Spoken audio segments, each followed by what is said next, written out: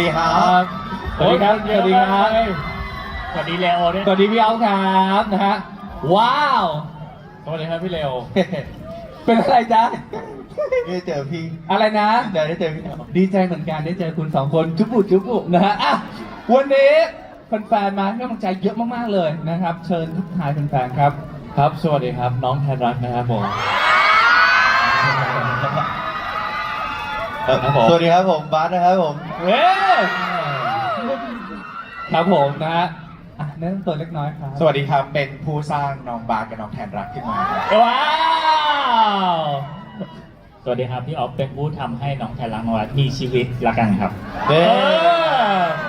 อ่ะโอเคเชิญนั่งได้เลยนะครับ ทุกท่านครับวันนี้มาเจาะลึกกันนะครับกับ Ticket to Heaven ครับเด็กชายไม่ไปสวรรค์นะครับผมก็นี่น่าจะเป็นครั้งแรกเลยมั้ยที่เราจะได้คุยกันแบบเจาะลึกเกี่ยวกับเรื่องนี้ใช่ก็ถือเป็นสปอยเหมือนกันเนาะนิดนึงนะพี่อ๋อใช่ครั้งแรกเลยครับครับผมเพราะว่าจริงๆเราเจอกันก็ตอนนั้นก็ตอนแถลงข่าว ก็ได้ดูไพลอตไปนะครับแต่ตอนนี้ก็คือเขามีการเปิดกล้องถ่ายทำแล้ว 24อ่ะคุณเร็ว อะไรนะฮะ 2024 สองโอ้นานเหมือนกันเนาะ 2 ปีแล้วครับ สองปี เราเจอกันตอนนั้นที่คุณบอกโหพี่ออฟเรื่องนี้มันน่าสนใจ 2024 ครับผม ทำเป็นเล่นผ่านมาจะ2 ปีแล้วครับ แต่เรากำลังจะได้ดูกันภายใน ปีนี้แน่นอน ว้าว แน่นอนครับปีนี้แน่นอน เอาล่ะมาทุกคนรอคอยแน่นอนนะครับ วันนี้เรามาเจาะลึกกันว่า Ticket to Heaven นะฮะเขาถ่ายทำไปถึงไหนนะครับ แล้วก็เรื่องราวเป็นยังไงบ้างนะครับ เริ่มต้นที่คนสร้างเลยนะครับ ครับผม ขออนุญาตถามพี่เบสเกี่ยวกับไอเดียจุดเริ่มต้นของ Ticket to Heaven ครับ ก็จุดเริ่มต้นจริงๆเนี่ยมันเป็นช่วงเวลาหลังจากที่ทำซีรีส์เรื่องที่แล้วกับพี่ออฟอะนะครับก็พักผ่อนผมก็ไปยุโรปพี่ออฟก็ไปยุโรปแล้วพอดีตอนนั้นพี่ออฟไปอิตาลี ผมไปอิตาลี ไปออสเตรียแล้วก็ไปเจอช่วงคือที่ยุโรปมันก็จะมีโบสถ์จำนวนมากนะครับก็เลยกลับมาก็นั่งคุยนั่งเล่นอะไรเงี้ยแล้วก็เล่าคุยกันว่าไปเจอเป็นเหมือนแบบบันไดสู่สวรรค์นะที่อยู่ในโบสถ์แล้วก็ที่บันไดอ่ะมันมีสัตว์ร้ายจำนวนมาก ครับ ตอนนั้นก็เลยไปถามไกด์ว่าแล้วสัตว์ร้ายพวกเนี้ยที่อยู่บนราวบันไดของที่อยู่บนเป็นของบันไดของโบสถ์เนี่ยคืออะไรเขาบอกว่าเป็นสัตว์ร้ายที่คอยกัดกินมนุษย์ปีบาปไม่ให้ไปถึงสวรรค์ก็มาเล่ากับพี่ออฟแล้วคุยกันเล่นๆในประเด็นว่าจริงๆแล้วคนที่ทำผิดพลาดสักครั้งหรือหลายๆ ครั้งในชีวิตเนี่ยยังมีโอกาสจะขึ้นสวรรค์อยู่หรือเปล่าแล้วพี่ออฟก็เลยบอกว่าเราน่าหยิบยกประเด็นนี้มาพูดคุยกันแล้วก็เป็นจุดเริ่มต้นของเรื่องราวทั้งหมดครับ ส่วนผมไปเดินที่วัติกันแล้วก็รู้สึกว่าความยิ่งใหญ่ของตัวโบสถ์เซนต์ปีเตอร์เบิร์กเนี่ยมันยิ่งใหญ่เกินที่เราจินตนาการได้ว่าด้วยความเชื่ออะไรของมนุษย์นะที่ทำให้เขาสร้างสิ่งเหล่านี้ขึ้นมาด้วยเทคโนโลยีที่ยังไม่มีความล้ำหน้ามากเราสร้างโบสถ์ได้ใหญ่ขนาดนั้นเราก็เลยรู้สึกว่ามันคงเป็นความเชื่อที่แรงกล้ามากๆเนาะแล้วตัวเองเป็นคาทอลิกด้วยครับก็เลยอินเป็นพิเศษแล้วระหว่างที่เดินอยู่ที่นั่นก็รู้สึกว่าเราต้องทำอะไรสักอย่างเกี่ยวกับเรื่องนี้เราก็เลยมีอินสปายว่าเราย้อนกลับไปชีวิตตอนที่เราเคยเรียนโรงเรียนกันโค้ดมองพี่อย่างนี้เหมือนกำลังตรวจสอบอะไร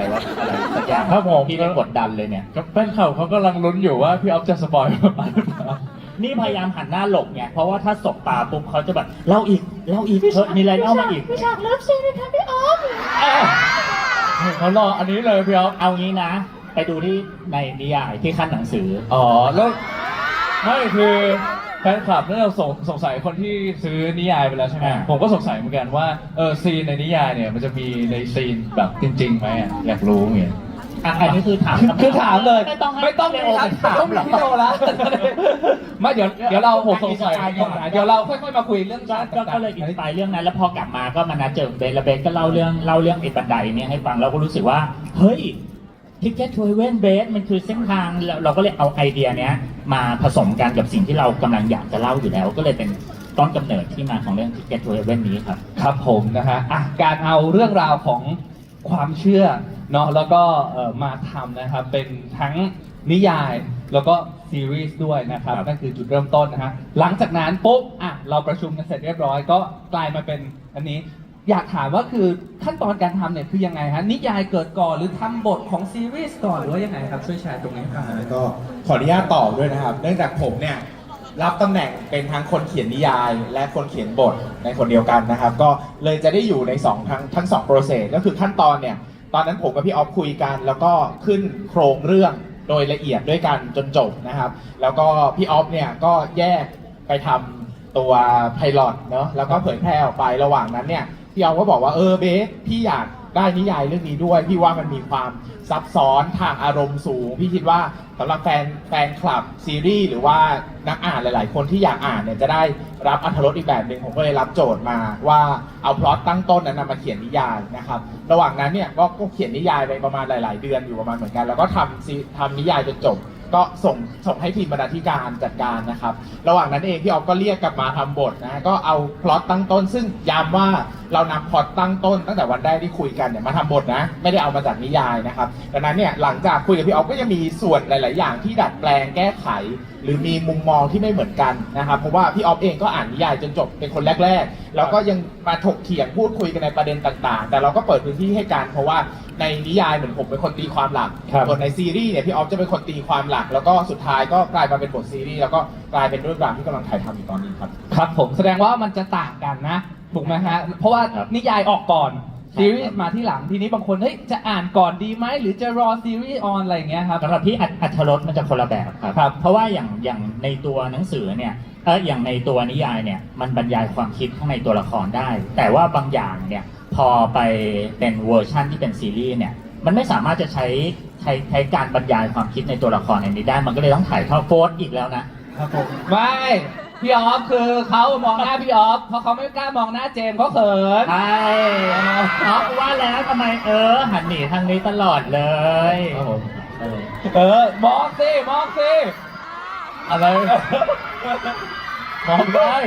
พี่เดโออย่าเพิ่งเลยโหยังก็คนพูดอยู่เขาก็มองหน้าเขาก็ฟังไง อ๋อ ใช่ แล้วหน้าแดงทำไม อะไรครับ หน้าแดงทำไม พี่ต้องเขาบัตรออสีแดง บอกแล้วไม่ให้แต่งสีแดงเยอะหน่อยพี่ต้องเนี่ยเขาหาว่าผมเขินเลยเนี่ย หูก็ไม่ต้องทาสีแดงพี่ต้อง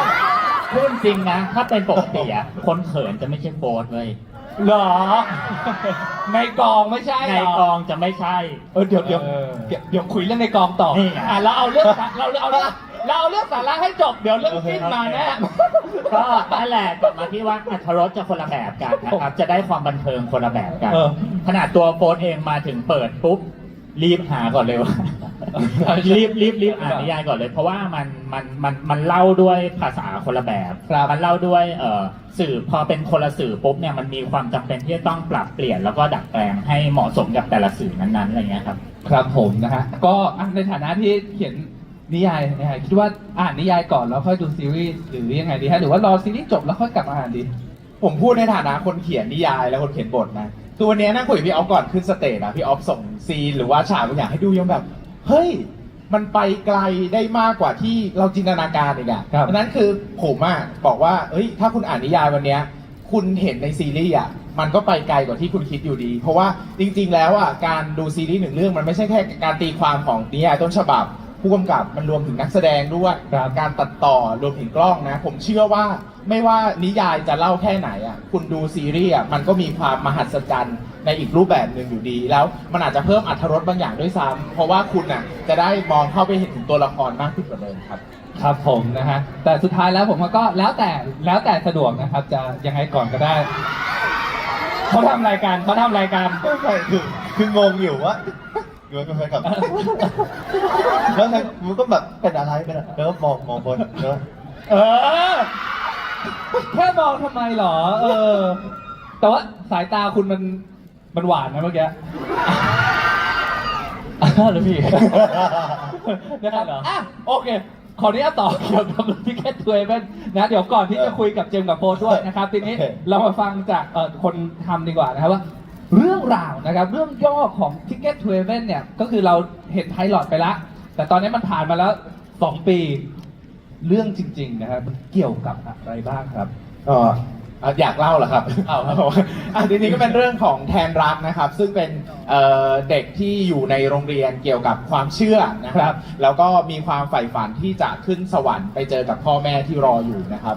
นะแล้วก็ระหว่างทางที่จะเดินทางไปสู่สวรรค์นั้นเองก็มีเด็กผู้ชายคนที่ชื่อว่าบาสก้าวเข้ามาในชีวิต และทำให้เขาต้องสั่นคลอนกับคำถามที่เชื่อมาตลอดชีวิตว่าปลายทางของเขาอ่ะคือสวงสวรรค์แต่ตอนนี้เขาลองตั้งคำถามว่าการที่มีบาสเข้ามาอยู่ในสมการเนี้ย เขายังควรคู่กับการไปสู่สวรรค์หรือเปล่า หรือ รู้ ส แค่ วรร นี้ ค์ พอ หรือสวรรค์เขาคือบาสได้ไหมได้ไหมได้ไหม ครับ ได้ไหมอันนี้ได้ไหม พี่อ๊อฟ ผมไม่รู้เหมือนกันพี่อ๊อฟ ผมไม่ได้เขียนตัวละคร ดีเลยพี่อ๊อฟดีเลยช่วยกันอย่างนี้แหละอ่ะโอเค ก่อนเข้าเจมส์โพสถามพี่อ๊อฟว่า ในฐานะผู้กำกับ ครับ พอมีเรื่องนี้แล้วทำไมนักแสดงถึงเป็นเจมินายกับโฟสครับ เอ่อเคยบอกสองคนตั้งแต่เราทำงานเรื่องแรกตอนพระจันทร์มันไก่ซึ่งเป็นเรื่องแบบเดบิวต์เจมินายเลยอะแล้วเราก็เห็นอะไรบางอย่างในตัวของน้องทั้งสองคนแล้วเราก็พูดเนี่ยตอนนั้นว่าอ่ะจากนี้ไปเติบโตกันนะ ไปรับฝีมือกันนะ ไปทำงานอย่างอื่นกันนะแล้วก็เดี๋ยวถึงวันหนึ่งถ้าพี่พร้อมที่มีโปรเจกต์ที่พร้อมที่จะเดินไปคุยกับน้องสองคนเองว่ามาถึงเวลาแล้วอะไรเงี้ยแล้วพอเราได้เรื่องนี้มาปุ๊บเนี่ยเราเห็นภาพเลยว่ามันเป็นใครอื่นไปไม่ได้นอกจากเจมินายกับโฟสครับ ว้าวนะฮะเพราะว่าเรื่องนี้ก็น่าจะเห็นอีกมิติหนึ่งในด้านการแสดงของเจมินายกับโฟสซึ่งปกติเราเห็นเขาก็จะเป็นเด็ก ใช่ ๆมากกว่าเรื่องนี้มันก็จะจริงๆก็ยังเด็กอยู่ถูกต้องไหมครับ เด็กยังเด็กแต่ว่าที่ผ่านมาเขาอาจจะได้รับบทที่เป็นโรแมนติกคอมเมดี้บทอะไรที่มันกุ๊กกิ๊กน่ารักใช้เสน่ห์อีกแบบอะไรเงี้ยแต่เรื่องเนี้ยสามารถใช้คำว่าเราต้องการศักยภาพของความเป็นนักแสดงที่อยู่ในตัวเจมส์กับโฟสอ่ะ100%เลยอ่ะเราก็เลยรู้สึกว่าแบบเอาล่ะมันน่าจะมีความท้าทายอะไรบางอย่าง ซึ่งเราก็ตื่นเต้นกับการที่จะได้ทำเราก็ตื่นเต้นกับการที่วันที่เล่าให้น้องฟังว่าแบบน้องจะเอากับเราด้วยไหมนะน้องจะไปกับเราด้วยไหมนะแบบใช้วิธีการคุยหลายรอบมากพอรู้ว่าทางข้างหน้ามันจะยากแค่ไหนมันต้องใช้แรงกายแรงใจในการทำงานเรื่องนี้ขนาดไหนก็เลยรู้สึกว่าต้องเล่าให้เขาฟังด้วยตัวเองถ้าจำได้บ้างคือเราจะไม่ส่งเทคไปบอกอ่ะจะแบบเข้ามาคุยหน่อยพี่อยากเล่าเรื่องนี้ให้ฟังอะไรอย่างเงี้ยแล้วก็พอเห็นแววตาของเขาในการแบบพอฟังเรื่องนี้แล้วก็ถ้าพี่มั่นใจในตัวผมก็เอาอะไรเงี้ยพี่เจมส์กับโฟร์บอกครับ ครับผมนะฮะก็เชื่อว่าแฟนๆน่าจะตื่นเต้นมากๆกับเรื่องนี้ ผมเองก็ตื่นเต้นว่าเฮ้ยไอเด็กมหัศจรรย์สองคนนี้จะพาทิกเก็ตทูเฮเว่นไปยังไงนะครับ มาคุยพี่เจมส์กับพี่โฟร์บ้างดีกว่านะครับ ครับ ก่อนอื่นถามเลยรู้สึกไงบ้างครับที่ต้องมารับบทนักแสดงนำในทิกเก็ตทูเฮเว่นครับ โอ้ยก่อนอื่นก็อย่างที่พี่อ๊อฟบอกเลยครับผมมันเป็นเรื่องที่ค่อนข้างแตกต่างจากที่เราเคยเล่นมาครับก่อนหน้านี้เราก็เคยเล่นแบบโรแมนติกคอมเมดี้นู่นนี่นั่นอะไรอย่างเงี้ยแต่ว่าอันนี้ก็คือจะเป็นแหวกแนวไปเลย แล้วก็เล่นกับท็อปิกที่แบบค่อนข้างที่จะยากอยู่นิดนึงครับผมก็นั่นแหละมันก็เป็นการชาเลนจ์เราในฐานะเราทั้งคู่เลยครับในฐานะนักแสดงด้วยแล้วก็เราก็คือผมก็คุยกับพี่อ๊อฟอยู่ว่าแบบผมอยากรู้เหมือนกันว่าเรื่องนี้มันจะไปจบที่ตรงไหน แล้วความเชื่อของแต่ละคนอ่ะมันจะพาตัวละครไปได้ถึงขนาดไหน เพราะว่าเหมือนผมกับตัวบาสกับตัวแทนรักอะครับผมเป็นคนที่คิดคนละแบบเลยอะไรอย่างเงี้ยใช่แล้วก็นั่นแหละผมได้เล่นไปละ5 คิวนะแล้วก็รู้สึกว่ามันสนุกที่ได้เล่นด้วย แล้วก็ที่ได้ใช้ความคิดในแบบของบาสด้วยอะไรอย่างเงี้ยผมแล้วก็ผมว่าหลายๆซีนอย่างที่พี่อ๊อฟบอกเลยก็คือมันไม่มีซีนไหนที่สามารถปล่อยไปได้เลยอะไรเงี้ยเพราะว่าแต่ละซีนก็คือถึงจะเป็นซีนที่พูดกันเฉยๆมันก็มีแบ็กกราวอะไรที่เราต้องเก็บไว้ที่จะไปคุยกับแทนรักได้อะไรอย่างเงี้ยครับผมมันยากอยู่เนี่ยมันยากมากแต่ความยากนั้นผมรู้สึกว่ามันสนุกมากแล้วผมก็ว่าจากที่ผมเล่นมานะผมว่าทุกคนน่าจะชอบกัน แล้วก็น่าจะได้ไปคิดอะไรหลายๆอย่างได้เหมือนกันนะครับผม ครับผมนะฮะพี่โฟร์ล่ะครับ ครับผม รู้สึกไงบ้างกับเจมินาย มากับการได้เล่นบทนี้ฮะ การได้บทนี้ใช่ไหมก่อนอื่นนะครับ ก็ขอบคุณนะครับคุณกิติศักดิ์คงคานะครับผม ที่เขียนบทนี้มาให้นะครับผมร่วมกับพี่ออฟครับ แล้วก็เนี่ยแหละก็ดีใจมากเลยที่ได้ร่วมงานกับพี่ออฟด้วยเพราะว่าพี่ออฟก็เป็นเหมือนครูเราเนาะเพราะว่าผมเข้ามาแรกๆผมเล่น F4 ใช่ไหมแล้วผมก็เล่นกับพี่ออฟเลยอะไรเงี้ยก็เขาก็เหมือนเป็นครูของผมอ่ะผมก็เลยรู้สึกว่าดีใจที่ได้ร่วมงานกับเขาอีกครั้งเพราะว่าผมก็รู้สึกว่าผมสบายใจทุกครั้งที่ผมได้เล่นกับพี่ออฟอย่างเงี้ยพี่ออฟเป็นเหมือนแบบเป็นเหมือนแดดดีของผมนะครับผมอีกคนหนึ่งใช่ไหมว่าโอ้ ดีแบบดี ใช่ใช่ ทางนั้นแดดดีทางนี้เบบี เฮ้ย ใช่ใช่ก็นั่นแหละก็คือแบบพี่ออฟเป็น อะไร อะไร อะไรโหนี่ขนาดยังไม่ดูซีรีส์เลยนะเนี่ย ว้าย ซีรีส์มากกว่านี้อีกนะเนี่ยบอกเลยยืนตายเลยอ่ะใช่ใช่นั่นแหละก็นั่นแหละก็ดีใจมากเลยที่ได้ร่วมงานกับพี่ออฟอีกครั้งหนึ่งแล้วก็พอบรรยากาศเดิมๆมันกลับมาได้ร่วมงานกับพี่ออฟได้ร่วมงานกับทีมงานที่เราเคยร่วมงานมาก่อนอะไรอย่างเงี้ยก็รู้สึกว่ามีความสุขทุกครั้งที่อยู่กองครับแล้วก็เรื่องเขาเรียกว่าอะไรเรื่องบทบาทเรื่องคาแรคเตอร์ ความยาก ความยากอะไรเงี้ยก็ไปพร้อมกันกับพี่ออฟแล้วกันใช่ครับก็พี่ออฟช่วยตลอดก็ไม่ได้เป็นห่วงอะไรครับใช่ ครับผมนะทีนี้เราเจาะลึกตัวละครกันหน่อยนะครับ ครับผม แทนรักกับบาสถูกต้องไหมฮะสองตัวละครนะครับเริ่มต้นที่แทนรักก่อนก็ได้นะครับ ครับผม คาแรคเตอร์นี่เขาเป็นเด็ก คาแรคเตอร์เหรอครับ ก็จะเป็นเด็กที่นิ่งมากเลยครับ เพราะว่าเขาเป็นโอ้โหจะบอกยังไงดีพี่ออฟ มีความซับซ้อน พูดได้ ความคิด พูดได้ไหมกลัวสปอยดิ ก็ซับซ้อนทางความคิดนี่ย เออ ร้อย ไม่เป็นไรมีนิยายแล้ว ใช่ แทนรักเนี่ยจะ พู เป็ ด น เลย แบบว่าคล้ายๆเหมือนคล้ายๆประธานนักเรียนแล้วกันเป็นหัวหน้าห้อง ที่ หัวหน้าเด็กทุน มีหน้าที่หน้าที่ที่ต้อง ดูแล ทำอะไรเงี้ยใช่ดูแลเพื่อนๆทุกคนอะไรเงี้ยแล้วเขาก็เป็นแบบอย่างให้เพื่อนๆหลายคนอะไรเงี้ยเพื่อนๆหลายคนก็แบบว่าเห็นเขาเป็นไอดอลน้องๆหลายคนก็เห็นเขาเป็นไอดอลอะไรเงี้ยใช่แล้วเขาก็ต้องมีการเขาเรียกว่าสับรวมกริยาท่าทีเพราะว่าเขาเป็นคนแบบนี้อะไรเงี้ยแล้วเวลาเขาจะแสดงความรู้สึกครับเขาแสดงความรู้สึกแบบโฟร์นัทวัฒน์ไม่ได้เออ ทำไมฮะเว แล้ว ลา โพสต์มาแสดงยังไงเหรอฮะ ไม่ใช่หมายถึงว่าไม่ได้ความรู้สึกรักอย่างเดียวหมายถึงว่าดีด้าเหมือนคนธนวัฒน์ไม่ได้ อ๋อ จะแบบเฮ้ยมามีขาไม่ได้ใช่ไม่มีอันในเรื่องบาสขอไม่มีเลยใช่มันก็จะเป็นแบบว่าคาแรคเตอร์อีกคาแรคเตอร์หนึ่งที่ผมไม่เคยเล่นมาก่อนเหมือนกันที่ผมพูดอะไรเงี้ยแฟนคลับก็จะได้เห็นผมในมุมมองใหม่ๆอะไรเงี้ยก็ดีเหมือนกันนั่นแหละก็เป็นความชาเลนจ์แล้วกันที่ผมได้เล่นตัวละครนี้ครับเป็นตัวละครแบบคาแรคเตอร์ใหม่ๆเลยครับใช่ ต้องปรับอะไรบ้างอย่างเช่นวิธีการพูดการเดินการอะไรเงี้ยมันอยาก โอ้ยปรับทุกอย่างเลย ป ค รั รับบ เลย เพราะว่าอย่างบางซีนเล่นๆไปแล้วก็พอสบายตัวใช่ป่ะเราก็จะโฟสอันนี้โฟสยิ้มแบบนี้อันนี้โฟสเราก็จะแบบน้องก็จะแบบใช่ป่ะที่เมื่อกี้ผมก็รู้สึกสบายแต่ว่าตัวละครแทนรักอะมันจะสบายตัวไม่ได้อะอะไรอย่างเงี้ยเพราะโฟสเผลอด้วยความที่เขาเป็นคนน่ารักใช่ป่ะเขาก็จะยิ้มลันลาอะไรอย่างเงี้ย ชัดถูด้วยชัดถูด้วย แล้วก็แบบเวลาเขามองบาสเอ้ยอันนี้โฟนมองอันนี้ไม่ได้แล้วดีอันนี้ไม่ใช่แล้วซีนที่เดินคุยล่าสุดไงแบบอันนี้สบายตัวทั้งคู่เหมือนกันของเจมส์ก็เป็นคือต้องให้เครดิตโฟนด้วยในการพัฒนาตัวละครตัวนี้ร่วมกันกับโฟนเวลาทำงานไปด้วยกันน่ะเราก็จะบางซีนเราก็ไปเจอหน้ากองเลยเฮ้ยซีนนี้พี่ว่ามันไม่เหมือนจากบทที่เขียนไว้ว่ะพอเรามาเจออย่างซีนที่คุยล่าสุดว่าอ๋อดิเรกชันมันต้องเปลี่ยนแบบเนี้ยน้องก็แบบใช่เหรอพี่ ใช่ อีกนิดเดียวผมจะร้องไห้แล้วนั้นเนี่ยอะไร ใช่ คือความที่ตัวละครต้องแบกอะไรไว้ใช่แล้วก็พัฒนาตัวละครตัวเนี้ยร่วมกับโฟร์ ครับผม คือการแบบคือผมอย่างหนึ่งที่ผมแบบว่าสกิลถ้าสังเกตง่ายๆอะไรเงี้ยผมเวลาผมใครพูดอะไรเงี้ยผมจะมองหน้าคนอะไรเงี้ยแต่ว่าตัวละครแทนรักเนี่ยมันไปมองอย่างเงี้ยแบบหมายถึงว่าแสดงให้ดูบอกว่ามองอย่างเงี้ยมองเลยไม่ได้ เพราะว่าเดี๋ยวคนอื่นจะมองหรือเปล่า มันก็คิดอยู่กับตัวเอง มันก็ได้แค่แบบแล้วก็ยิ้มอยู่ในตาอะไรเงี้ย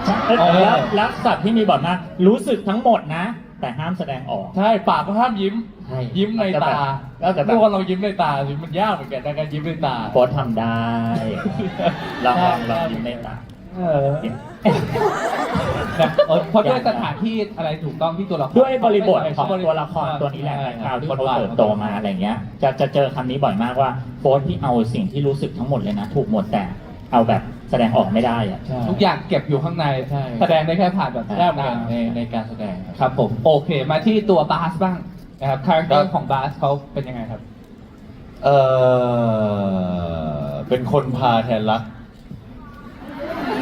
ไปเจอโลกใหม่ ไปเจอโลกใหม่ ไปเปิดโลกแทนรักครับผมใช่ก็จริงๆบาสเป็นตัวละครที่ลึกมากครับผมทั้งในเชิงแบ็กกราวด์ในเชิงแบบสิ่งที่เคยเจอมาทำไมถึงไม่เชื่อในพระเจ้าทำไมถึง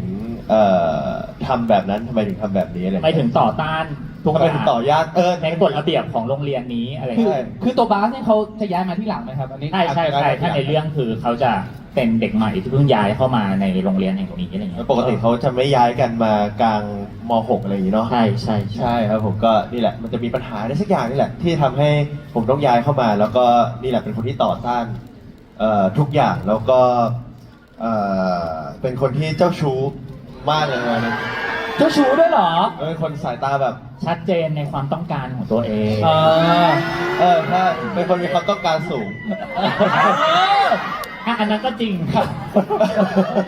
เป็นคนมีความต้องการสูงครับ ครับก็คือชัดเจนคนหนึ่งเก็บมากคนหนึ่งชัดเจนมาก ใช่ใช่ ใช่มันก็เลยนี่แหละมันจะเป็นเทนชันระหว่างสองตัวเนี้ยแล้วก็พอได้เล่นก็เริ่มรู้สึกว่ามันหาค่อนข้างยากเหมือนกันว่าในความนิ่งของตัวละครเนี่ยในความกึ่งของตัวละครเนี่ย มันกึ่งอ่ะ มันจะทำสายตาแบบ จะเอาให้ได้ยังไงอ่ะแล้วก็ คนหนึ่งก็คือสายตาต้องเก็บแต่อันนี้คือสายตาเราคือต้องได้ ล็อกมง ต้อง ล็อกมง แล้วเราล็อกมงเขาในเรื่อง ล็อกเลย ลองเลย ใช่แต่ก็มีแบบหลาย ๆ ซีนที่มันจะมีซีนแบบพวกเลิฟซีนพวกโรแมนติกอะไรพวกนี้ใช่ไหมมันก็จะมีแบบพวกซีนที่พูดเกี่ยวกับความเชื่ออะไรพวกเนี้ย ครับ ใช่ซึ่งอันเนี้ยก็ยากเหมือนกันพยายามจะเวิร์กกับพี่ออฟอยู่ว่าควรจะพูดได้ถึงขนาดไหน เพราะว่าบางซีนผมแบบมีอิมพอไว้นู่นนี่อะไรไปเกินบทบางที อ๋อ ความยากอีกอย่างหนึ่งที่สองคนนี้เจอคือ เฮ้ยเพิ่ง EP 1เอง รู้สึกขนาดนี้ไม่ได้ เก็บหน่อยเก็บหน่อย ใช่ รู้นะว่าในชีวิตจริงชอบกันแต่เฮ้ยเก็บหน่อย รู้นะว่าบาสมันคิดอะไรอยากได้อะไรแต่ EP 1อ่ะ ช่วยเก็บทรงให้พี่หน่อยเว้ย ใช่แล้วคือมันจะมีเลเวลในทุก EP อย่างเงี้ยว่าคือพี่ออฟจะมาบอกเราว่าอันนี้ EP นี้ เรียกว่าทุกฉากดีกว่า ทุ ทุ ก กฉากนี้ไปต่อฉากเนี้ย เฮ้ยเจมส์ต้องการขนาดไม่ได้คนดูรู้หมดแล้วเว้ย แล้วถ้าสมมติว่าเป็น EP 1 ถึง EP 5 อย่างเงี้ยมันก็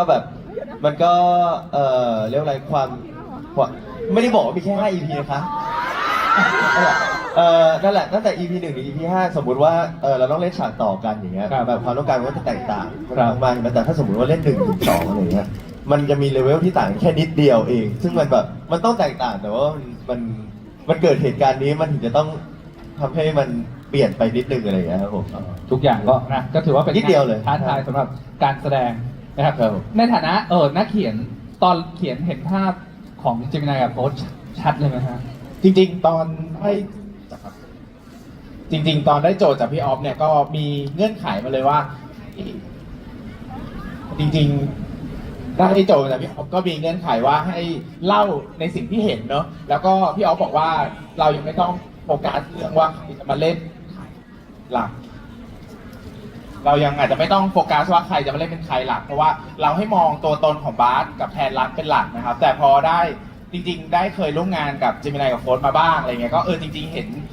ท่าทางเห็นแววตายิ่งเราเขียนนิยายเรื่องนี้หลังจากที่ไพลอตออกมาแล้ว มันได้รู้สึกถึงความสั่นสะเทือนบางอย่างในการทำงานออกมา แล้วพอมาทำงานจริงๆเนี่ยถึงแม้ว่ามันจะพยายามไม่คิดแต่สายตาท่าทางบางอย่างมันติดมาอยู่ในเรื่องเนอะก็เชื่อว่าถ้าใครได้อ่านนิยายเนี่ยก็จะเห็นกลิ่นอายของเจมินายโฟสติดอยู่ในนิยายเรื่องนี้แน่นอนครับ ครับผมนะฮะเรื่องนี้จริงๆนอกจากเจมส์กับโฟนแล้วก็ยังมีนักแสดงคนอื่นๆด้วยใช่ไหมฮะมีใครเล่นบ้างครับเนี่ย มีอาชิครับผมอาชิมีน้องปูนใช่ไหมมีใครอีกมีพี่ไบรท์พี่เกตไบรท์ใช่แล้วก็ พี่ไบร์ทคนเดียว ไม่หมายถึงว่าพี่เกรทไบรท์ไง อ๋อ เดี๋ยวไม่รู้ไงว่า ไบรท์ไหน ใช่ อ๋อพี่ไบรท์ ไบรท์ใช่แล้วก็มีเด็กใหม่หมดเลยครับ ก็จะมี น้องต้อน้องกีตาร์ ต้อน้องปุณน้องกีตาร์ น้องมุก น้องมุกใช่ ซึ่งทุกคนน่ะเจอโฟสในกองตอนเนี้ยสวัสดีครับพี่โฟส เหรอ ใช่ เป็นพี่แล้วรู้สึกไงบ้างครับ เป็นพี่แล้วอะไรรู้ป่ะแล้วตอนพักกองเราได้เห็นโฟสให้คำปรึกษาเรื่องการเรียน จริงปะเนี่ย กับน้องตอนแล้วใช้คำว่าอะไรป่ะเร็วสมัยตอนพี่นะเว้ย โอ้ย แล้วที่หันไปบอก โอ้ โอ้ลูก โอ้ พี่ มากครับ เราเดินทางมาถึงจุดที่โฟสเฮ้ยตอนพี่นะพี่ ผม อย่าง หนี นี้ ผมโตแล้วนะครับ ให้ผมโตแล้วแบบ ให้คำแนะนำเรื่องการศึกษากับน้อง ใช่ คิดดู ใช่ใช่ก็ยังไงบ้างเขาจะไปอยู่ม .6 เลยครับใช่ผมก็เลยแบบว่าเขาก็มีข้อสงสัยเฮ้ยพี่แล้วผมยืดพอร์ตอะไรบ้างพี่อะไรเงี้ยมันก็จะถามทั้งวันเลยไอ้โดยเฉพาะไอ้ปุนนะปุนใช่คือปุนเนี่ยบางวันเนี่ยก็มีซีนตอนเช้าใช่ไหมแล้วก็กองเขาจะเลิก4 ทุ่มแต่ว่ามันกลับบ้านตั้งแต่10 โมง 11 โมงแล้วบอกไม่เอาผมจะอยู่เป็นเพื่อนพี่ผมแล้วมันอยู่เนี่ย แล้วอยู่ มันอยู่ ต่อ ถึง4 ทุ่ม ใช่ อยู่ แล้วบอกผมถามว่ามึงไม่กลับบ้านเหรอผมอยู่เป็นเพื่อนพี่อะ เออเอางี้นะกูทำงานมา 7-8 ปี เนี่ยเป็นคนแรกแหละ ที่รักกองมาก รักกองสุดๆ คือหมดซีนตั้งแต่9 โมง 10 โมง ควรจะกลับบ้าน 10 โมงใช่ป่ะ มันอยู่จะเลิกกอง ใช่ แล้วอะไรไม่ได้อยู่คิวเดียว อยู่มัน 5 คิว อยู่ทุกวัน อยู่ทุกวัน เขาอาจจะเห็นพี่โฟสเป็นไอดอลป่ะฮะเขาเลยแบบ เขารักเจมินายกับโฟร์ ใช่ พูดจริง มันน่ารักไอ้กอง น่ารัก คุณมันน่ารัก น่ารัก ตลกอะตลก ตลกมากแฟนๆน่าจะได้เห็นในสตอรี่ผมก็จะถ่ายมันลงบ่อยๆมันน่ารักดี ครับอ้าวแล้วเขาปรึกษาโฟสเรื่องการเรียนแล้วปรึกษาเจมส์ไหมปรึกษาเรื่องอะไร ผมนอนครับตอนพักใช่ตอนพักผมส่วนใหญ่จะนอน ไม่ล่าสุดไอ้ปุนก็ปรึกษาเจมส์ที่พี่แอบได้ยินที่ปรึกษาเรื่องการแสดงไงได้ อ๋อ ปะ ใช่ ที่บอกว่า เออ พี่ครับ ตอนที่พี่แบบพี่เข้าซีนที่เป็นอารมณ์อะพี่คิดอะไรครับพี่คิดอะไร เออ เจมินายให้คำปรึกษาในฐานะรุ่นพี่ใน ใช่ วง ผม การ แล้ว แล้ว ฟังอยู่ เอา เนี่ยเวลาพี่เข้าซีนอ่ะพี่ก็ไปตามตัวละครที่เขาส่งมาให้พี่มาพี่บทก็ไม่เป็นไรช่างมันเราพูดตามที่เราเข้าใจก็พอใช่ปะจำไว้อย่างนี้ ใช่คือแบบบางทีบทอะไรอย่างเงี้ยเราแค่รู้ว่าความต้องการของตัวละครคืออะไร เออ แล้วก็พอเข้าใจบทแล้วก็เราก็พูดตามบทบ้างแต่ถ้าสมมติเราจะเพิ่มเติมอะไรอย่างเงี้ยก็ถามร่วมกับว่ามันได้ ไม่เพราะว่าวันนั้นน่ะน้องอะมานั่งดูคุณเล่นซีนอารมณ์ไงแล้วคุณแบบ เล่นดี เล่นดีสุดๆอะไรเงี้ยน้องก็เลยแบบเฮ้ยพี่ทำได้ไงนะอะไรอย่างเงี้ย ใช่ เขาเลยมาถามวันนี้ก็อธิบายแบบจริงจังภูมิฐานเราพูดเหมือนเรื่องเล่นๆแต่เขาถามจริงๆนะเขาแบบตอนจริงนั้นพี่ทำได้ไงอะครับอะไรอย่าง สง เงี้ย สัยแต่น่ารักครับน้องๆน่ารักมากเลย ครับผม ใช่ ก็ต้องรอติดตามผลงานการแสดงของน้องๆคนอื่นๆด้วยนะครับ อ่า อ่ะทีนี้เรื่องเราคุยกันมาเนี่ยมันดูเหมือนจะเครียดอยู่เหมือนกันนะเพราะเกี่ยวข้องกับความเชื่ออะไรต่างๆนะครับพาร์ทความโรแมนติกล่ะฮะเลิฟไลน์เป็นยังไงบ้างครับพี่ กล้ อ อง อฟครับ กล้องขึ้นเลย เออ อาจจะพูดสิเธอพูดกันเองสิ พูดยังไงครับพูดได้เหรอครับ พูดได้เลย อันนี้ไม่ต้องเชื่อผมนะ อ่ะ แต่เท่าที่ผมคิด เออ เป็นโฟร์คิดกับตัวละครนะไม่ใช่แบบว่าแทนรักคิดนะ อืม อันนี้คือผมมีอิสระในการพูดนะผมบอกก่อน ครับผม ไม่มีใครห้ามพูดเลย เรื่องที่ผมพูดเนี่ยอาจจะเป็นจริงก็ได้หรือไม่จริงก็ได้ในเรื่องนะ ผมมี ทุกคน อิสระทางการ ต้อง พูด ต้องใช้จักรยานในการรับชมนะ วิจารณญาณ เราเป็นจักรยานในการฟังนะครับผมก็นั่นแหละถ้าที่ผมคิดนะตัวละครแทนรักเนี่ยมีความแบบว่ามีเสน่ห์เหมือนกันนะเพราะว่าหลาย ๆ คนเนี่ยก็ตามจีบแทนรักเหมือนกันนะ ไม่แล้วเชื่อป่ะอยู่ ไม่ ใน ว่าจะ กอง เป็น พูดว่ากูก็มีเสน่ห์เหมือนกันนะเนี่ยกูมีเสน่ห์นะ ไม่ว่าจะเป็นบาสนะครับตัวละครหลักที่เล่นกับผมนี่ เออ แล้วก็ พงเดช ฮองเดชที่รับบทโดยอาชิ เออ นี่เวลาเขาเข้ามาทีไรเนี่ยเขาจะแบบว่าเฮ้ยเวลาเขาเห็นผมอยู่กับเจมินายใช่ไหมเห็นอยู่กับบาสใช่ไหมเขาก็จะแบบว่าน่าจะน้ำตาคลอนิดหน่อยเหมือนงอนผม น่าจะดูงอนใช่ เพราะว่าเขาเนี่ยแอบชอบผม อ๋อนี่คิดไปเอง ว่า ว่า อาชีเนี่ยแอบชอบผม อ๋อ เชื่อใช่แล้วก็จะมีมาสเตอร์พาสด้วยพี่ไบร์ทใช่ป่ะใช่ อ๋อพี่ไบร์ท พี่ไบร์ท พี่ไบร์ท ก็ชอบคุณเหรอพี่ไบร์ทเนี่ยเวลาผมเข้าซีนกับเจมินายใช่ไหมเวลาพูดแบบหมายถึงว่าตัวละครนะตัวละครพูดกันใช่ไหม อ๋อพี่ไบร์ทก็งอน ใช่กำลังจะเข้าเข็มแล้ว แอบมอง พี่ไบร์ทจะแอบมอง แล้วก็เดินมาแล้วก็ทำท่าคือ ซึ่งพอได้เสียโพสแบบหึงอะดิหึงอะดิให้เขาหึง ใช่ ทั่ว เราจะหึงผมใช่เป็นตัวละครที่มีเสน่ห์น่าดู ผมว่าคิดไปเอง ครับ ผมว่าคิดไปเอง จริงใช่ไหมฮะนักเขียนฮะ ไม่คุ้นเลยว่า เดี๋ยวก่อนอันนี้ ไม่คุณเบสบอกว่ามึงเล่นเรื่องที่กูเกลียดจริงหรือเปล่านะ น้องตีค อ้าว วามน้อง ทุกคนเป็นรอดูซีรีส์เลยแล้วทุกคนจะตีความได้อย่างนั้นว่าตัวละครนี้ทำไมแต่คนมันตาม มีเสน่ห์เหลือเกิน ล้อมเยอะจังวะอะไรอย่างเงี้ยทำไมนะอะไรอย่างเงี้ย ครับผมสรุปแล้วก็คือจะมีเส้นเรื่องความรักความโรแมนติกอยู่ เพราะว่าโค้ดมีเสน่ห์มาก ใช่เพราะว่าเป็นโรแมนติกดราม่าใช่ไหม ต่อให้เป็นความโรแมนติกอะอย่างซีนที่เราถ่ายมันเป็นความโรแมนติกที่ไม่ธรรมดา ใช่ เพราะว่ามัน จริงเป็น มันมีความต้องห้ามมีความอะไรหลาย ๆ อย่างอยู่อะไรอย่างเงี้ยครับ ซึ่งมันก็ให้มิติที่ดีนะเพราะถ้าน้องสองคนเล่นไปแล้วจำได้ไหมซีนที่วันนั้นเล่นเสร็จแล้วเราชมเลย มันได้ครับ มันดี ดีมากซีนนั้นจำดีมากจำได้ปะ จำได้ ที่พอไปถามเจมส์ว่าเจมส์รู้สึกยังไงติดอะไรไหมเจมส์บอกว่า ผมก็ไม่รู้จะแก้ไขอะไรให้มันดีได้กว่านี้แล้วครับ ว้าว ใช่เพราะว่าเราก็พอใจแบบ บ้าน พอใจที่ถามเราไปบอกน้องสองคนว่าเฮ้ยดีมากเลยอ่ะเจมส์รู้สึกยังไงอยากแก้อะไรไหมอะไรเงี้ยเขาก็พูดว่าผมก็ชอบนะ ผมก็ไม่รู้สึกว่าผมอยากกลับไปแก้อะไรแล้วไม่รู้จะทำไงให้มันดีกว่านี้ได้แล้วอะไรเงี้ย จริงๆนะผมรู้สึกอย่างนั้นจริงๆไม่รู้ว่ามั่นหรือเปล่านะ แต่ว่าคือ ไม่ ก็ มั่นจริง เพราะว่ามันผ่านไง ไม่รู้จะแก้ยังไง รู้สึกว่าเราก็มันที่สุดแล้วตอนนั้นนะครับใช่แต่ว่าบอกเลยว่าเลิฟซีนของเรื่องนี้นี่น่าจะหนักที่สุดเท่าที่เคยทำมา ในด้านอารมณ์แบบมันมีแบบทั้งโรแมนติกมันมีดราม่าด้วยไงมันแบบต้องแอบทำนู่นนี่นั่นอะไรอย่างเงี้ยใช่ มันก็แอบครับ แอบเจอกันแอบนู่นนี่อะไรอย่างเงี้ยมันอยู่ในบท ก็จริง สำรวมอยู่เนาะ ก็จริงมันก็ต้องแอบเพราะด้วยวัยด้วยอะไรอย่างเงี้ย ได้เป็นน้อง ชอบไหมแล้วมันชอบไหมชอบเวลาเข้าซีน ก็ตื่นเต้นดี ก็ถามตามจริงๆมันชอบไหมในการเข้าซีนโรแมนติกอะไรเงี้ย มันตื่นเต้นดี อ่า ผมรู้สึกว่ามันแปลกใหม่ดี มันเหมือนไปเจออะไรที่เราไม่เคยได้ลองเล่นดูอะไรอย่างเงี้ยครับผม ครับผมนะฮะอ่ะในฐานะผู้กำกับพี่ออฟคิดว่าแฟนๆของเทมโพเนี่ยโอเค ติดตามกันมาหลายเรื่องมาถึงเรื่องนี้เขาจะได้อรรถรสแบบไหน จากการดูซีรีส์บ้างครับ ครั้งแรกที่ดูมันอาจจะรู้สึกแบบโอ้โหอย่างนี้เลยเหรออย่างเงี้ยแบบมันเป็นตัวละคร ไม่ต้องคิดไปไกลขนาดนั้นหมายถึงว่า ความเข้มข้นของอารมณ์ ใช่ แบบนี้เหรอแล้วก็ นี่เหรอ แล้วก็รู้สึกว่าจะได้เห็นมิติใหม่ๆ ทางด้านการแสดงของทั้งสองคนซึ่งเป็นสิ่งที่เราตั้งใจมากๆอยู่แล้วที่จะดึงศักยภาพของน้องออกมาให้คนเห็นว่าทั้งสองคนเขามีความสามารถในการแสดง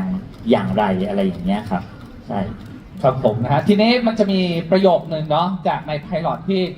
ที่เราได้เปิดตัวกันไปนะฮะที่เขาบอกว่าถ้าผมชอบผู้ชายจะได้ไปสวรรค์อยู่ไหมครับนะฮะจากประโยคในไพลอตเนี้ยรู้สึกยังไงฟังแล้ว หรือว่ามีอะไรอยากจะพูดเกี่ยวกับประโยคนี้ไหมครับเริ่มต้นที่นักเขียนก่อนก็ได้ครับ ก็สำหรับผมคือผมคุยกับพี่ออฟเสมอในการทำงานว่า ไม่ว่าเรื่องเล่าของเราจะตั้งคำถามไว้แบบไหนอ่ะเราต้องตอบคำถามที่เราตั้งไว้ก่อนให้ได้ ไม่งั้นถ้าเรายังตอบไม่ได้ แล้วคนอ่านหรือคนดูจะตอบเราได้ยังไงอะไรเงี้ยนะครับสำหรับผม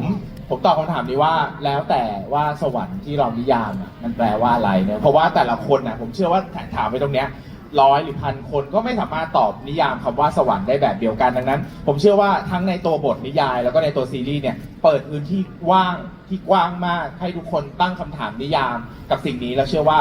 เมื่อทุกคนดูจนจบรวมไปถึงตัวบาสกับแพรรักเองก็จะได้คำตอบที่อยู่ในใจของทุกคนเหมือนกัน ครับผมพี่ออฟล่ะครับ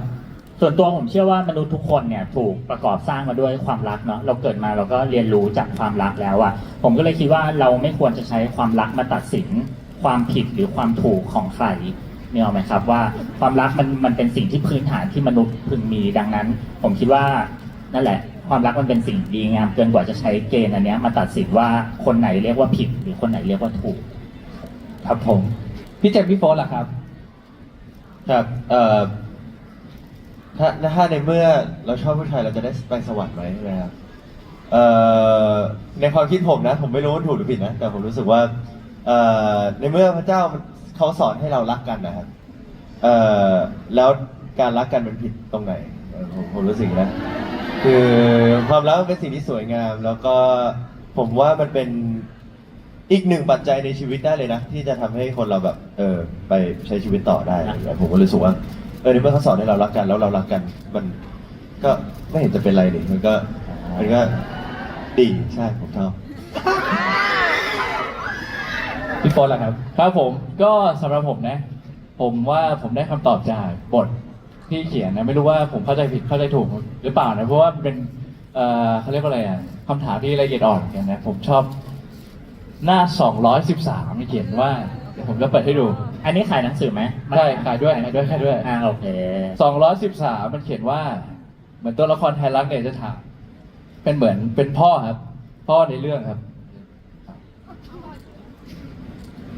นี่ไทยรักถามว่าลูกขอรักตัวเอง และรักพระเจ้าไปด้วยกันได้หรือไม่ แล้วพ่อก็ตอบดีมากเลยครับ ตอบว่าลูกสามารถรักตัวเองและรักพระเจ้าไปได้ในเวลาเดียวกัน เพราะว่าพระเจ้าเป็นความรัก เพราะว่าพระเจ้ารักมนุษย์อย่างไม่มีเงื่อนไข ผมว่า การตั้งคำถามนี้ก็คืออันนี้ก็คือคำตอบแหละ ที่ไม่ว่ามันจะตอบยังไงก็คือ พระเจ้าก็รักมนุษย์ โดยไม่มีเงื่อนไขอะไรเงี้ยก็ผมรู้สึกว่าเนี่ยแหละมันคือคำตอบของคำถามนี้ครับ และนี่คือโฟร์ครับ ปรบมือให้ทุกท่านหน่อยได้ไหมฮะนี่ ใช่ โอ้เป็นคำตอบผมที่ดีมาก ชอบมาก ทุก ดี ท่าม าก นเลย ก็อยากให้ทุกคนไปอ่านหนังสือเรื่องนี้ด้วย มีใคร เขาเรียกว่า ได้อ่านไหมครับผม นิยายเรื่องนี้เหมือนกัน เพราะว่า มีใครอ่านจบแล้วไหมฮะ อะไรนะ แต่เริ่มอ่าน อ๋ ยัง อมีคน เขาบอกว่าหมดแล้วจะซื้อยังไง ใช่หมดแล้ว เดี๋ยวทำเพิ่มใช่ก็อยากให้ทุกคนไปอ่านนิยายนะ เพราะว่ามันก็เป็นเขาเรียกอะไรเป็นอีกมุมมองหนึ่งนะของตัวละครสองตัวนี้ก็อยากให้ทุกคนมีมุมมองใหม่ๆสำหรับใครที่ไม่ว่าจะเชื่อยังไงก็ตามอะไรเงี้ยก็ลองไปอ่านดู ทุกคนจะได้อย่างน้อยก็จะได้ข้อคิดแล้วก็จะได้ฟินกันด้วยใช่ ถ้าตอบพี่เลโอก็คือว่าถ้าใครมีนิยายแล้วอยากอ่านก่อนนะผมว่าความสนุกมันคือพอเรารู้เรื่องแล้วอ่ะเราจะดูเรื่องนี้ด้วยอีกฟิลเตอร์หนึ่งว่า แล้วน้องสองคนจะถ่ายทอดความเป็นบาสกับแพนรักออกมาได้ยังไงสมมติคนอ่านก่อน แต่ถ้าใครยังไม่อยากอ่าน เราก็ว่าก็มาสนุกกับเวอร์ชันซีรีส์ก่อนแล้วก็เก็บหนังสือไว้อ่านตอนหลังว่าไอ้ที่ฉันดูมาตอนขยายมาเป็นในพาร์ทของนิยายตัวละครมันคิดสิ่งนี้อยู่นี่นาก็คือได้ทั้งสองแบบเลยครับ เพราะจริงๆถ้าเราอ่านก่อนเนี่ยเราก็จะมีฟิลเตอร์คล้ายๆพ่วงกับเหมือนกันนะ เพราะว่าเราอ่านแค่เป็นตัวหนังสือทีนี้ภาพมันก็จะอยู่ในหัวเรา แล้วเรามาดูว่าเวอร์ชันกำกับของตัวเองกับเวอร์ชันกำกับของพี่ออฟเนี่ยและน้องๆที่แสดงเนี่ยจะ ครับผม ถ่ายทอดมา แล้วก็แน่นอนมันมีการดัดแปลงบางอย่าง เพื่อการเล่าเพื่ออรรถรสว่าสื่อคนละแบบฉากหรืออะไรบางอย่าง ซึ่งแน่นอนว่ามันไม่เหมือนบางอย่างที่ในนิยายมีหนังสือไม่มีบางอย่างนิยายมีในซีรีส์ไม่มีบางอย่างที่ในซีรีส์มีในนิยายก็ไม่มี ครับผมนะฮะพูดกันมาขนาดนี้นะครับ ก่อนที่เราจะฝากทิ้งท้ายกันตรงนี้นะครับ สปอยได้ไหมว่า Ticket to Heaven เด็กชายไม่ไปสวรรค์จะได้ดูประมาณช่วงไหน ช่วงไหนนะคุณแต่ถ้ามา ช่วงไหนนะคุณ ไม่รู้เหมือนกันก็ตอนนี้อยู่ในกระบวนการระหว่างการถ่ายทำครับ ได้ไป1 ใน 3แล้วเนาะก็ไม่เกินเอาเป็นว่าภายในปีนี้แน่นอนครับภายในปีนี้ทุกคนได้ชมแน่นอน 1 ใน 300 ว่างไปเหรอ %อะไรนะครับ 1 ใน 300% นะฮะเอาเป็นว่าภายในปีนี้ ภายในปีนี้ ช่วงไหนเดี๋ยวก็รอติดตามกันอีกทีนะครับ ก็ถ้าใครแบบว่าอดใจไม่ไหวอยากจะรู้เรื่องก่อนก็สามารถซื้อนิยาย Ticket to Heaven ได้นะครับวันนี้เดี๋ยวให้ทุกท่านได้ฝากนะครับ ทั้งตัวนิยายแล้วก็ซีรีส์กันด้วยนะครับเริ่มต้นจากนักเขียนครับเชิญครับพี่เบสครับ ขออนุญาตฝากทั้งตัวนิยายและซีรีส์นะครับ เนื่องจากเราพูดกันตามตรงว่าเรื่องเด็กชายไม่ไปสวรรค์เนี่ยเป็นเรื่องที่ละเอียดอ่อนมากนะครับ โดยเฉพาะมันเกี่ยวกับความเชื่อที่แตกต่างและหลากหลายนะผมขอใช้โอกาสที่จะบอกทุกคนว่าไม่ว่าทุกคนอ่านหรือว่าดูและตีความได้ยังไงอ่ะคือพวกเราทุกคนอ่ะมีความหวังดี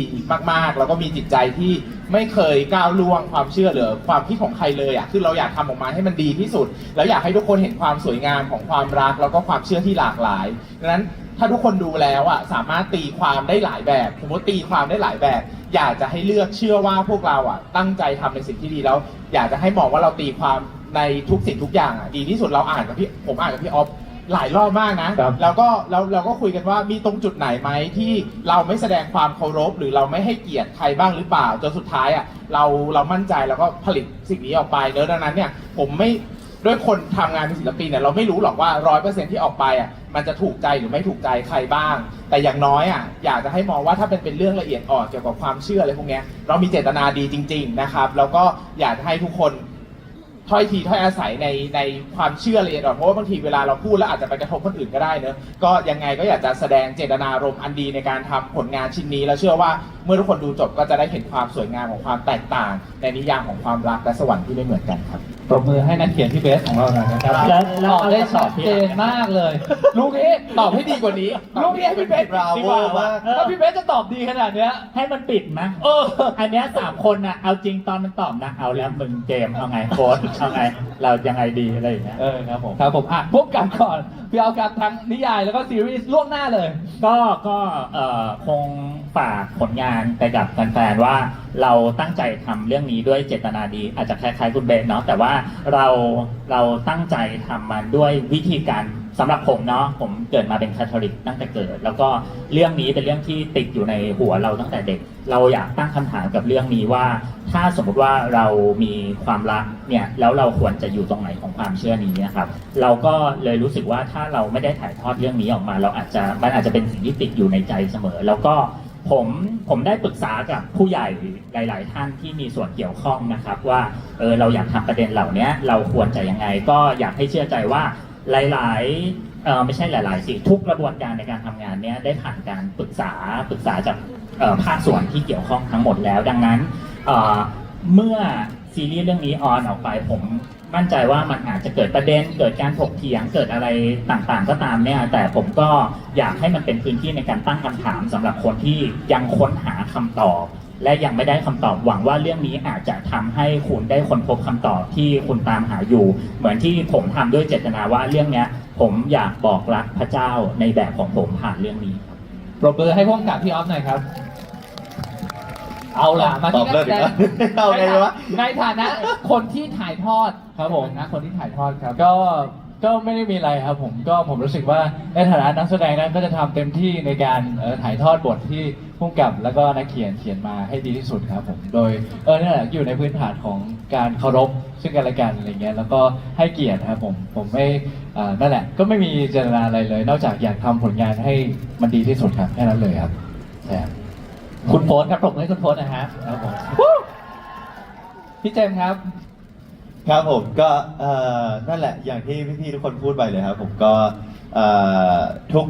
ทุกอย่างแล้วก็ทุกสิ่งแล้วก็ทุกบทที่พวกเราพูดไปได้ถูกคัดกรองมาค่อนข้างดีมากๆครับผมแล้วก็นั่นแหละในเรื่องที่มันเซนซิทีฟและเรื่องที่มันเป็นความเชื่อบางทีหลายๆคนก็อาจจะมีความเชื่อที่แตกต่างไปเนาะแต่ว่าเราพยายามทำให้เป็นกลางที่สุดแล้วในบทบางบทที่เราพูดไป อาจจะไม่ได้ตรงใจบางคน หรือว่าอาจจะไม่ได้ตรงความเชื่อของใครหลายๆคนอะไรเงี้ยก็นั่นแหละต้องใช้จักรยานในการรับชมอย่างมากนะครับผมก็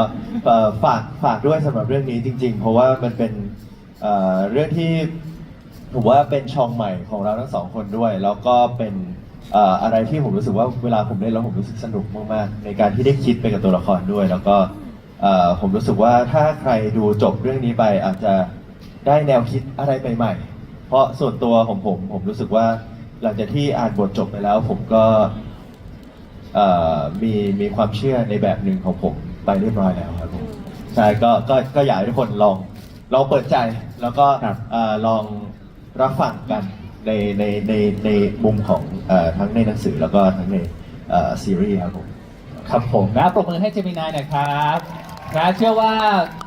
จะเป็นซีรีส์ที่ดีอย่างแน่นอนอย่างแรกเราเชื่อใจพี่ออฟพุ่มกับมากๆนะครับเรื่องบทกับพี่เบสแล้วก็เจมินายโค้ดน่าจะถ่ายทอดออก เฮ้ยแต่ ได้ แฟนๆไม่ต้องเครียดนะผมพูดกันแบบเข้าเรื่องเครียดดูเครียดกันเลย เพราะว่ามันเป็นซีนไม่เครียดนะเมื่อกี้บรรยากาศมันดูอึมครึมยังไงไม่รู้ ฝากซีรีส์เครียดไปแล้วอ่ะฝากชีวิตไว้กับเจมินายหน่อยจะได้ไม่เครียด ทำไมอยู่ดีมันสด แหมอยากจะให้เห็นหลังกล้องเหลือเกินว่าเกิดอะไรขึ้นบ้าง เหรอมีเวลาไหมมีเวลาไหมทำไมเขาทำอะไรกันพี่อ เฮ้ อย ฟ ไปเชื่อพี่ออฟเยอะพี่ออฟพูดจริง แน่เวลาอยู่หน้ามอนิเตอร์เราไม่รู้ไงว่ากล้องอะมันจับอยู่ตลอดเวลา เขาทำอะไรกันครับพี่ออฟ อันนี้คุณมันรูปหลังเปิดเสื้อเปิดไม่ อะไรผมทำอะไรที่ไหนผมไม่ได้ทำอะไรเจมส์ พูดอย่างนี้คลิปในโทรศัพท์นี้นะ ว่าแล้วมีจริงกันประเด็น เก็บไว้ก่อน ไม่อยากบอกว่าน้องพอการได้กลับมาทำงานกับน้องสองคนอ่ะมันเหมือนกลับไปบรรยากาศเก่าๆเหมือนพูดจริงนะอันนี้ไม่เคยบอกน้องมันเหมือนกลับไปได้เห็นโฟสกับเจมินายเวอร์ชันที่เป็นเด็กเหมือนตอนที่เราทำงานกันอยู่เลยอ่ะมันบ้าๆบอๆในกองมันก็ยังกลับไปเป็นเด็กจริงๆอ่ะกลับไปเป็นเด็กแบบพอในข้างหน้าเขาเรียกว่าอะไรหน้าเซตแบบซีเรียสมากแบบโหเล่นกันแบบเข้มข้นมากพอคัดเสร็จมันก็เดินตะโกนบ้าๆบอๆถอดเสื้อบ้างอะไรอย่างเงี้ยแล้วก็เล่นกันแบบที่เราแบบ มั่วแล้วพุ่งกับมั่วแล้วเรื่องมั่วแล้ว อะไรนะไม่ ตัวจับเขามีค่า เรื่องนี้ผมเชื่อพี่ออฟไม่มั่วแน่นอนเพราะผมเคยเห็นมากับตา ถูกต้องเลโอ เอาเยอะมั่วทั้งพิธีกร แล้วนั่น มั่ว น่ะ กลับเลย คือสิ่งฮิวใจของคนกองถ่ายกองนี้เวลาที่ปล่อยเวลาไม่มีกล้องจับน้องสองคนน่ะมันก็จะแบบ เอาแล้ว อย่าเขินดิ โอเคนะครับผมและนี่คือทั้งหมดนะของการเปิดตัวนิยายในวันนี้นะขอเสียงปรบมือให้กับนักเขียนพ่วงกับนะฮะและนักแสดงของเราด้วยนะจากทิกเก็ตทูเฮเว่นเด็กชายไม่ไปสวรรค์ครับเดี๋ยวถ่ายรูปกันหน่อยดีกว่านะครับไหนๆวันนี้มาร่วมเปิดตัวนิยายกันนะครับฝากด้วยนะครับก็ทิกเก็ตทูเฮเว่นนะครับเด็กชายไม่ไปสวรรค์นะครับเล่มละ390 บาทนะครับแต่ว่าเนื่องจากในงานJMT Festivalขายดีมากตอนนี้ขายหมดอยู่นะครับเดี๋ยวรอติดตามได้ที่ JMT Shop นะครับ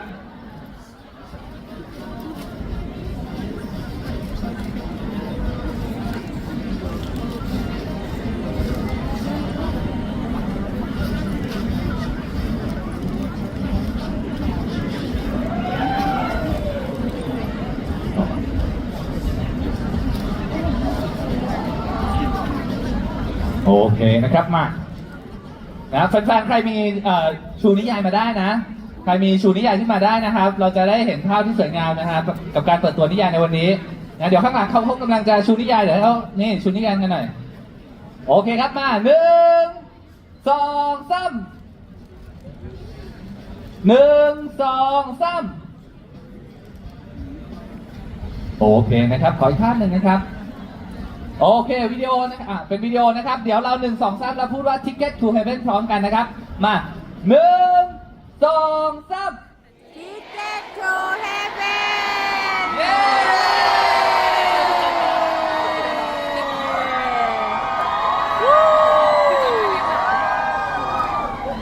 โอเคเรียบร้อยนะครับขอบคุณนะครับผมนะนักเขียนของเรานะฮะพี่เบสกิติศักดิ์นะครับร่วมกับนะครับพี่อ๊อฟนพนัทนะครับและนักแสดงของเราครับเจมินายนรวิทย์และโฟร์ธณัฐวัฒน์ครับขอบคุณทุกคนด้วยที่มาให้กำลังใจกันในวันนี้นะฮะในช่วงของการเปิดตัวนิยายก็ต้องลากันไปเพียงเท่านี้นะฮะผมเลโอลาไปก่อนขอบคุณและสวัสดีครับ เอาเจม แยกกันทำไมไปอยู่ด้วยกันเลย